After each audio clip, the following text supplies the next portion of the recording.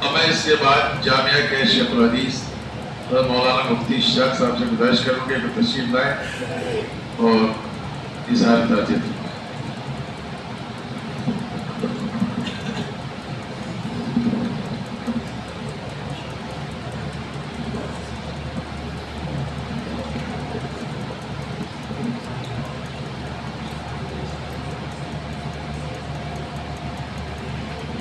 الحمدللہ رب العالمین والصلاة والسلام علی سید الانبیاء والمرسلین وعلی آلہ واصحابہ اجمعین. اما بعد قال النبی صلی اللہ علیہ وسلم الصبر عند الصدمۃ الاولی او کما قال رسول اللہ صلی اللہ علیہ وسلم.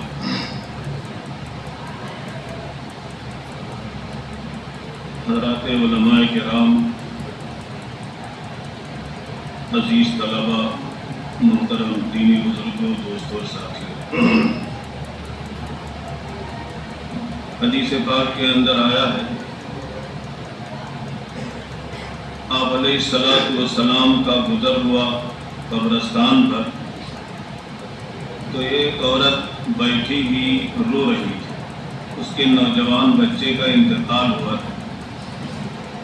آپ صلی اللہ علیہ وسلم نے فرمایا اصبری، صبر کرو.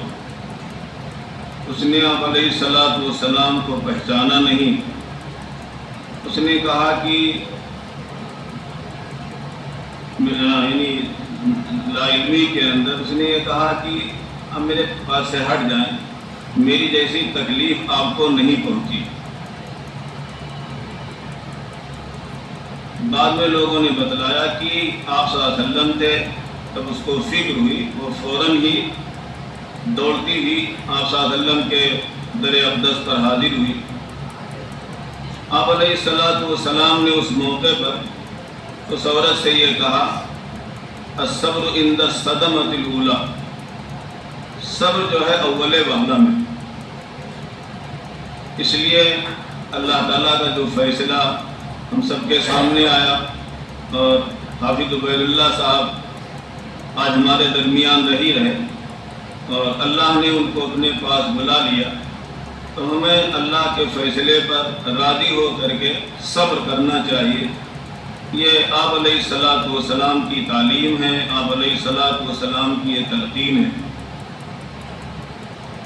مفتی تقی صاحب دامت برکاتہم فرماتے ہیں کہ جب میرے والد کا مفتی شفیع صاحب رحمۃ اللہ علیہ جو معرفت القرآن اور بہت سی کتابوں کے مصنف ہیں، جب ان کا انتقال ہوا تو بہت سارے لوگوں نے، کیونکہ بڑے آدمی تھے، تعزیتی کلمات بہت سے لوگوں نے تحریریں، لمبی چوڑی تحریریں لکھی تھی.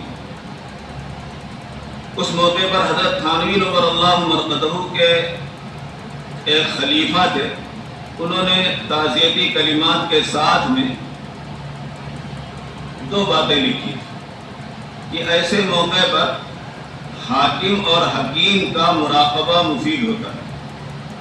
فیصلہ کرنے والا حاکم ہے جو قادر مطلق ہے، ہر طرح فیصلے پر مکمل اختیار رکھتا ہے، لیکن وہ حکیم بھی فیصلہ کرتے وقت میں جو بھی فیصلہ کرے گا وہ مبنی پر حکمت ہے. اس لیے اللہ تعالیٰ جو فیصلہ فرماتے ہیں اس پر ہمیں راضی رہنا چاہیے، مرضی مولا ہم اولا سے.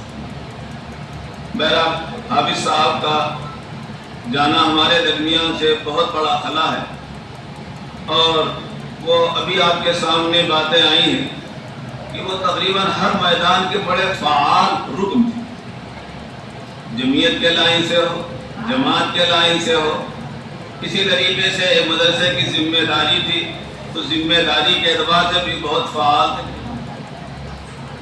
بہت سی مرتبہ جمعرات کو مرکز کی طرف یا جو ہے وہ گھنٹہ گھر کی طرف جانا ہوتا.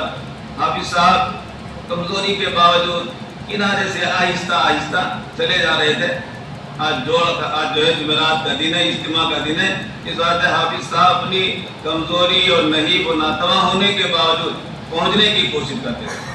یہ دین کی تڑپ ہے، یہ مصنوعی چیز نہیں. مصنوعی چیز جو ہوتی ہے وہ تو دکھاوے کے لیے ہوتی ہے، لیکن اس طرح کی تڑپ، اس طرح کی لگن جو ہے یہ اندرونی جذبہ ہوتا ہے۔ جب آدمی کسی چیز سے محبت ہوتی ہے، کسی چیز سے تعلق ہوتا ہے، تو وہ بیماری کو، آزار کو، تمام چیزوں کو جھٹک دیتا ہے اور اس کے لیے وہ تیار ہے۔ تو حافظ صاحب کا یہ عمل اسی طریقے سے ہمیشہ وہ اپنے ادارے کے لیے، حسینیہ کے لیے ہمیشہ وہ بڑے فکر مند رہتے تھے۔ کچھ لوگوں کو لے جانا، کام کرانا اور دوسری چیزیں، اور اسی طریقے سے ختم قرآن کے موقع پر قاری صاحب دوسرے اساتذہ کو لے جاتے اور بڑے یعنی فکر مند نظر آتے تھے۔ اسی طرح مسائل کے سلسلے میں بھی بڑے فکر مند ہیں۔ اسی مرتبہ اس سے مسائل کو لے کر کے وہ سوال کرتے تھے، یہ پریشانی ہے، یہ سوال ہے۔ اور ایک مرتبہ حج کے موقع پر ساتھ رہا تو حافظ صاحب نے کسی طرح سے نمبر حاصل کیا اور اس کے بعد کہنے لگے یہ مسئلہ ہے، اس سلسلے میں معلوم یہ ہوا ہے، جیسا کہ انہوں نے کہا کہ معلوم ہوا کہ آپ کے ساتھ جو ہے مفتیوں کی ایک ٹیم ہے، آپ اس مسئلے کو جو ہے وہ حل کر کے بتائیں۔ برابر مفتی سلمان صاحب وغیرہ تھے، معلوم کر کے ان کو بتلایا گیا۔ برابر وہ مسئلے کے سلسلے میں بڑے حساس تھے، ہر معاملے میں حساس تھے، اور اسی طریقے سے جو ہے اس میں بھی بڑے حساس تھے کہ ہمارا جو کام ہو وہ بالکل عین شریعت کے مطابق ہو، اللہ کی مرضی کے مطابق۔ بہرحال اللہ تعالیٰ نے ان کو ہمادیت خدمات کے لیے جو ہے اللہ تعالیٰ نے ان کو جو ہے یہ خدمت کا موقع دیا تھا، انہوں نے اپنی تمام تر توانائی اس کے لیے صرف کی۔ اسی کی وجہ سے آج لوگوں کے زبانوں سے ان کے جو ہے وہ خدمات کے کئی جو ہے وہ اچھے کلمات نکل رہے ہیں، یہ ان کی خدمات ہے۔ آدمی دنیا سے چلا جاتا ہے لیکن اس کی اچھائیاں زندہ رہتی ہیں، آدمی دنیا سے چلا جاتا ہے لیکن اس کی نیکیاں، اس کی اچھائیاں باقی برقرار رہتی ہیں۔ تو حافظ صاحب کی زندگی سے ہمیں یہ سبق لینا چاہیے کہ ہم بھی ایسا کام کریں گے کہ لوگ ہمیں اچھائیوں سے یاد کریں، ہمیں نیک نامی کے ساتھ یاد کریں، ورنہ تو آدمی کی زندگی تو 50 سال، 60 سال، 70 سال ہے، لیکن اگر آپ کے اخلاق، اچھائیاں، نیکیاں اور اسی طریقے سے دینی خدمات جب تک یہ دنیا باقی رہے گی آپ کا نام زندہ رہے گا۔ حدیث پاک کے اندر آتا ہے آپ علیہ الصلوۃ والسلام ہیں، آپ کے ساتھ صحابہ ہیں، ایک جنازہ گزرا، لوگوں نے اچھائی کے ساتھ تذکرہ کیا، آپ علیہ الصلوۃ والسلام نے فرمایا وجب۔ ایک دوسرا جنازہ گزرا تو لوگوں نے برائی کے ساتھ یاد کیا، آپ نے فرمایا وجب۔ صحابہ نے سوال کیا، اللہ کے رسول صلی اللہ علیہ وسلم عجیب بات، ایک جنازہ گزرا جس کو لوگوں نے اچھائی کے ساتھ یاد کیا تو آپ نے فرمایا وجب، دوسرا جنازہ گزرا جس کو لوگوں نے برائی کے ساتھ یاد کیا، آپ نے فرمایا وجب۔ آپ نے فرمایا جب ان لوگوں نے اچھائی کے ساتھ یاد کیا اور میں نے وجبت کہا تو جنت ان پر واجب ہوگی۔ آج سب لوگ حافظ صاحب کی نیکیوں کو، اچھائیوں کو، اخلاق کو اور دینی خدمات کو یاد کر کے جو خراج تحسین فرما رہے ہیں، یہ در حقیقت زبان خلق کو مقدار خدا سمجھو، یہ ان کی مقبولیت کی علامت ہے۔ اللہ تعالیٰ ہمیں بھی اور آپ سب کو اچھائیوں پر اور ان کے نقش قدم پر ہم تمام لوگوں کو چلنے کی توفیق پر رحمت فرمائے۔ اللہ تعالیٰ ان کی خدمتوں کو قبول فرمائے اور پسماندگان کو اللہ تعالیٰ صبر جمیل سے نوازے۔ وآخر دعوانا الحمدللہ۔